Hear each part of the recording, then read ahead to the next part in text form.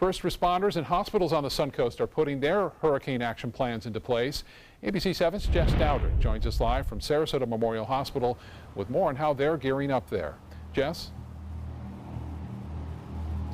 Good evening, Scott. First and foremost, emergency management officials say if you're asked to evacuate, to do so, because even though places like Sarasota Memorial Hospital here and first responders are putting plans in place to respond during a hurricane, sometimes conditions just won't allow them to do so.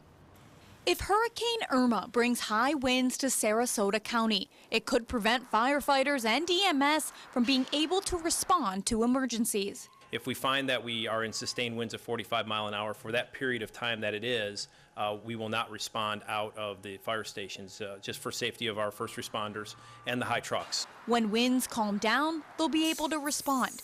911 centers already flooded with calls prior to Irma's arrival. When people's anxiety levels go up, they dial 911 for answers. Sheriff Tom Knight reminds residents that 911 is only for emergencies. In Sarasota County, the 861-5000 number has been established. That is an informational number to use.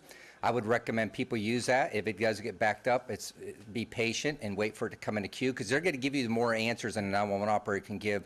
And area hospitals like Sarasota Memorial are still debating whether or not to go into lockdown, which would mean keeping a team of doctors and nurses at the hospital, and visitors would be encouraged to stay at home. We're still taking people in, we're discouraging people from leaving, and if they could not visit, it makes it safer for the patient, it creates capacity. And if the power goes out, these 5 generators will keep the hospital running. We have 80,000 gallons of diesel fuel ready to go, so we're completely capped off, and we can survive independently right now for 10 to 14 days on the power that we have. SMH is also taking in residents from surrounding nursing homes until they reach their 700 patient capacity.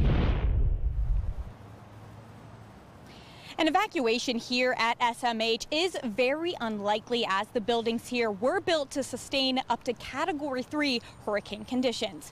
Reporting live in Sarasota, Jess Dowdrick, ABC 7, your Suncoast News.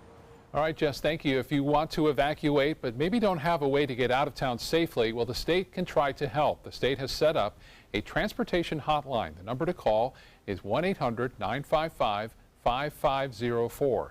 If you call this number, the state will try to get you out of the area if you need it. Again, the number is toll-free, 1-800-955-5504.